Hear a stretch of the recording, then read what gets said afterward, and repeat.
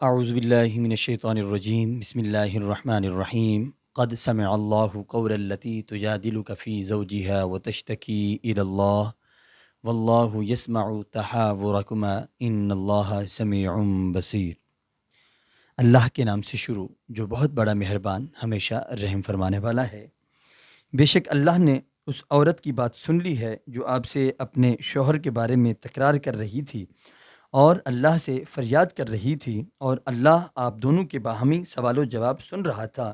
بے شک اللہ خوب سننے والا، خوب دیکھنے والا ہے۔ اما بعد، ان اللہ و ملائکتہ یصلون علی النبی یا ایہا الذین آمنوا صلوا علیہ وسلموا تسلیما۔ الصلاۃ والسلام علیک یا سیدی یا رحمۃ للعالمین۔ الصلاۃ والسلام علیک یا سیدی یا راحت العاشقین۔ الصلاۃ والسلام علیک یا سیدی یا محبوب رب العالمین وعلی آلک و اصحابک یا سیدی یا خاتم الانبیاء والمرسلین۔ ناظرین کرام، اجالا نیوز ایچ ڈی کے لائیو اسٹوڈیو سے پیش خدمت ہے پروگرام اجالا میرے دین کا۔ میں ہوں آپ کا میزبان محمد منصور الحسن، اور میرے ساتھ حسب سابق حسب روایت تشریف رکھتے ہیں ملک پاکستان کے معروف ثنا خان جناب محمد عقیل انجم سیدی صاحب۔ ناظرین کرام، آج رمضان المبارک کی 28ویں شب ہے۔ اسی مناسبت سے پیش خدمت ہے پارہ نمبر 28 کا مختصر خلاصہ۔ آپ نے آغاز میں جو تلاوت آپ نے سماعت فرمائی ہے، جو آیت میں نے تلاوت کرنے کا شرف حاصل کیا، اس میں ایک واقعہ ذکر ہے۔ اللہ تبارک و تعالی نے فرمایا قد سمع اللہ قول التی تجادلک فی زوجہا۔ اللہ تبارک و تعالی نے فرمایا کہ ہم نے اس عورت کی بات سن لی ہے جو آپ سے اپنے زوج کے متعلق، اپنے شوہر کے متعلق آپ سے بحث کر رہی تھی، تکرار کر رہی تھی۔ مفسرین اس کی تفسیر لکھتے ہوئے فرماتے ہیں کہ ایک خاتون جس کا نام خولہ تھا، ان کو ان کے جو شوہر تھے، ان کے جو زوج تھے، انہوں نے زہار کیا۔ ایک عمل ہے زہار کے، اپنی زوجہ کو، اپنی گھر والی کو، اپنی بیوی کو ماں کہہ دینا، اس کو زہار کہتے ہیں، کیونکہ ماں محرمات میں سب سے اعلیٰ ہے، سب سے اوپر ہے، اور بیوی جو ہے وہ محرم نہیں ہے، یعنی اس کے ساتھ نکاح ہوا ہے، اور محرم وہ ہیں جن کو اللہ تبارک و تعالی نے نکاح کے لیے حرام قرار دیا ہے۔ اور اگر کسی نے بھولے سے، خطا سے اپنی بیوی کو ماں کہہ دیا تو اس نے زہار کیا ہے، تو وہ اس کے ساتھ ایسا معاملہ ہو گیا کہ اس کے شوہر نے اس کو ماں کہہ دیا، اور وہ اس کی تفصیل کے لیے، اس کے حل کے لیے پیارے آقا علیہ الصلوۃ والسلام کی بارگاہ میں حاضر ہوئی اور آ کے عرض کیا کہ ایسے ایسے میرے شوہر نے کارروائی کی ہے اور اس نے مجھے ماں کا درجہ دے دیا، مجھے ماں بولا ہے، اب میں کیا کروں؟ اب چونکہ اس زہار کے متعلق ابھی تک کوئی فرامین جاری نہیں ہوئے تھے، کوئی احکامات طے نہیں ہوئے تھے، تو جب اس خاتون نے پیارے آقا علیہ الصلوۃ والسلام سے پوچھا تو آپ نے فرمایا کہ میرے خیال میں تم اس پہ حرام ہو گئی ہو۔ تو جب اس نے یہ سنا تو پھر وہ تکرار کرنے لگی، کیونکہ اللہ تبارک و تعالیٰ نے فرمایا کہ وہ تکرار کر رہی تھی، وہ بحث کر رہی تھی، تو وہ تکرار کرنے لگی کہ یا رسول اللہ میرا کیا ہوگا؟ میرے تو بچے ہیں اور وہ اسی سے ہیں، اگر میں اس پہ حرام ہو گئی تو میں اپنے بچے کیسے پالوں گی؟ تو پھر اللہ تبارک و تعالیٰ نے وحی نازل فرمائی کہ قد سمع اللہ تبارک و تعالیٰ نے فرمایا کہ آپ کے اللہ نے سن لی ہے آپ کی بھی بات، اور جو آپ کے ساتھ تکرار کر رہی ہیں اس خاتون کی بھی بات سن رہی ہے کہ اس کے جو خامند ہے، شوہر ہے، اس نے زہار کیا ہے۔ تو اللہ تبارک و تعالی نے فرمایا کہ اب اس کا کفارہ ہے۔ تو وہ کفارہ کیا ہے جی؟ فرمایا کہ ایک غلام آزاد کیا جائے، ایک غلام خریدیں، یا اگر آپ کے پاس ہے تو اس کو آزاد کریں۔ پھر اللہ تبارک و تعالی نے اس کا پھر متبادل بھی بیان فرمایا کہ اگر آپ کے پاس آزاد کرنے کے لیے غلام موجود نہیں ہے اور آپ کی قوت بھی نہیں ہے کہ آپ غلام خرید سکیں، تو پھر فرمایا لگاتار 2 ماہ کے روزے رکھیں۔ 2 ماہ کے روزے رکھنے سے آپ کا یہ زہار کا کفارہ ادا ہو جائے گا۔ اور پھر اللہ تبارک و تعالی نے ارشاد فرمایا کہ اگر اتنی بھی قوت نہیں ہے کہ آپ 2 مہینے لگاتار روزے نہیں رکھ سکتے، تو پھر فرمایا کہ 60 مسکینوں کو آپ کھانا کھلائیں، آپ کا کفارہ ادا ہو جائے گا۔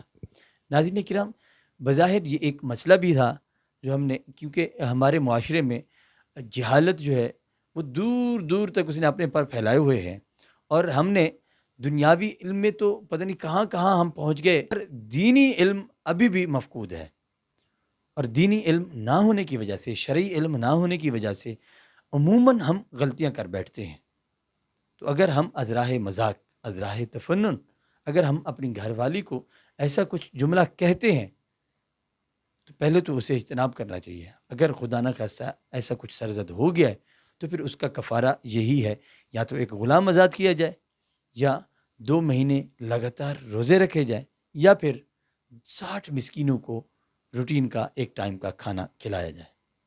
تو ناظرین کرام، اس کے بعد اللہ تبارک و تعالیٰ نے سورہ الجمعہ میں ایک آیت ارشاد فرمائے کہ کل ان الموت الذی تفرون منہ فانہ ملاقیکم۔ موت کی قوت اللہ تبارک و تعالیٰ نے بیان فرمائی کہ حضرت انسان کس طرح دھوکے میں رہتا ہے، کس طرح دھوکے میں رہتا ہے اور اپنے آپ کو دھوکے میں رکھتا ہے۔ تو اللہ نے فرمایا کہ موت جو ہے نا، اس سے فرار نہیں ہے۔ ان الموت الذی تفرون منہ، کہ بے شک موت سے، موت ایسی چیز ہے الذی تفرون منہ، تم اس سے جتنا بھی بھاگ لو، جتنا بھی فرار اختیار کر لو، فإنہ ملاقیکم، وہ تم سے ملاقات کر کے رہے گی، وہ تم سے مل کے رہے گی۔ ثم تردون الی عالم الغیب والشہادہ، اور فرمایا پھر تمہیں اس کے سامنے اس کی طرف پیش کر دیا جائے گا جو عالم غیب ہے اور شہادہ، جو اس جہان کو بھی جانتا ہے، اس جہان کو بھی جانتا ہے، پھر اس کے سامنے ہمیں پیش ہونا ہے۔ اور ناظرین کرام، اس کے علاوہ ایک اور آیت اگلی صورت میں ہے کہ یا ایھا الذین آمنوا لا تلہکم اموالکم ولا اولادکم عن ذکر اللہ۔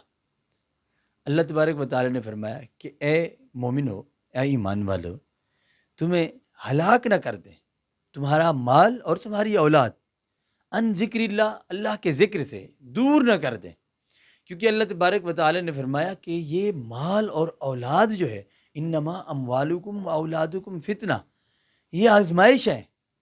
یہ اللہ تبارک و تعالی ہمیں مال بھی عطا فرماتے ہیں، اللہ تبارک و تعالی ہمیں اولاد بھی عطا فرماتے ہیں، تو پھر ہمیں آزماتے ہیں کہ ہم اللہ کے ذکر میں کتنا مشغول رہتے ہیں، یا پھر ہمیں اللہ نے جو نعمتیں عطا فرمائی ہیں وہ ہمارے لیے آزمائش ہیں، یا ہم ان میں محو ہو جاتے ہیں۔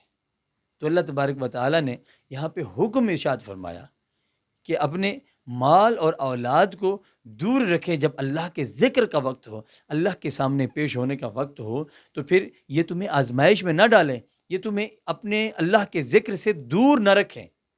وَمَن يَفْعَلْ ذَلِكَ فَأُولَٰئِكَ هُمُ الْخَاسِرُونَ، جو ان میں محو ہو جائے گا، اللہ نے فرمایا وہی خسارے میں رہے گا۔ ناظرین کرام، یہ تھا پارہ نمبر 28 کا مختصر خلاصہ۔ اب ہم اپنے پروگرام میں پیش کرتے ہیں نعت رسول مقبول صلی اللہ تعالیٰ علیہ وآلہ وسلم، اور اس کے لیے میں التماس گزار ہوں جناب محمد عقیل انجم سیدی صاحب سے کہ وہ اپنی حاضری پیش فرمائیں۔ بہت شکریہ قاری صاحب، اور یہ کلام جو میں پیش کر رہا ہوں جناب الحاج محمد علی سجن صاحب رحمۃ اللہ تعالی علیہ، پاکستان کے بڑے معروف ثناخوان گزرے ہیں، اللہ ان کی لحد پہ کروڑوں رحمتوں کی بارش فرمائے۔ وہ کلام کے چند اشعار آپ کے دامن میں دینے لگا ہوں۔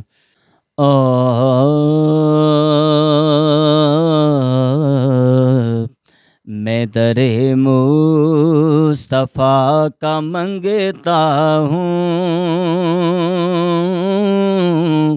بھیک ملتی ہے آستانے سے، میں در مصطفیٰ کا منگتا ہوں،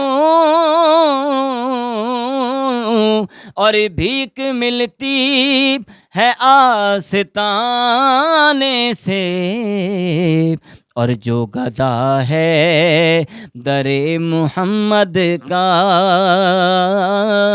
جو گدا ہے در محمد کا، کچھ نہیں مانگتا زمانے سے، کرم کی بھیک ملے تو حیات بنتی ہے، حضور آپ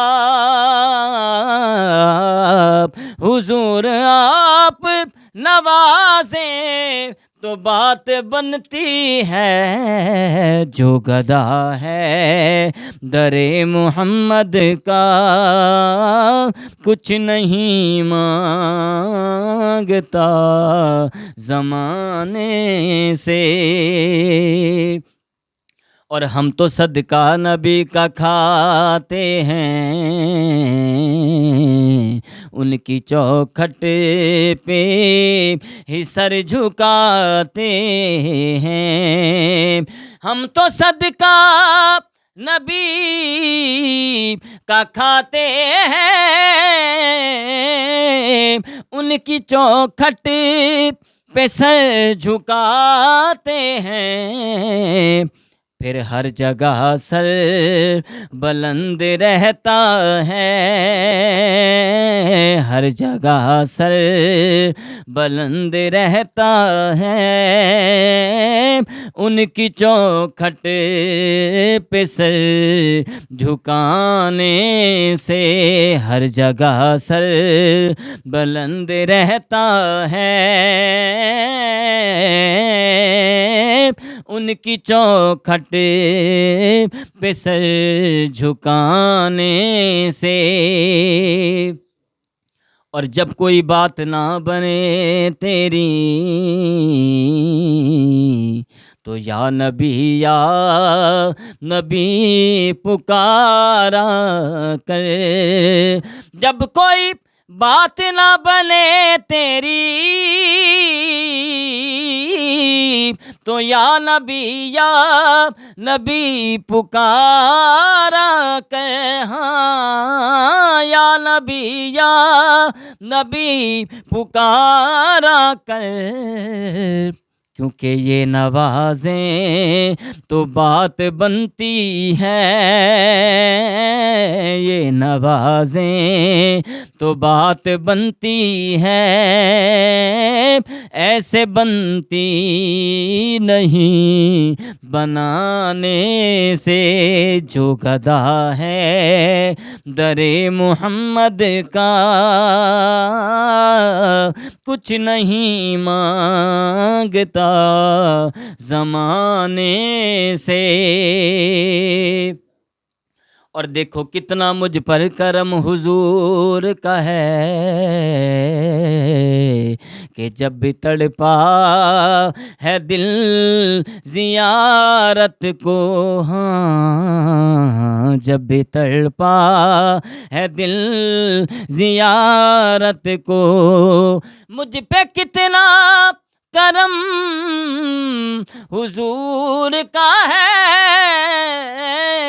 جب بھی تڑپا یہ دل زیارت کو، تو مجھ کو در پہ بلا ہی لیتے ہیں میرے آقا کسی بہانے سے۔ اور میں گناہ گار ہوں سجن لیکن پر ایک امید دل میں رکھتا ہوں، ہاں ایک امید دل میں رکھتا ہوں، میں گناہ گار ہوں سجن لیکن ایک امید دل میں رکھتا ہوں، کیا کہ ہوگی بخشش میری حشر کے دن دیکھ لینا، ہوگی بخشش میری حشر کے دن دیکھ لینا، ہوگی بخشش میری حشر کے دن، نعت سرکار کی سنانے سے ہوگی بخشش میری حشر کے دن، نعت سرکار کی سنانے سے۔ جو گدا ہے در محمد کا کچھ نہیں مانگتا زمانے سے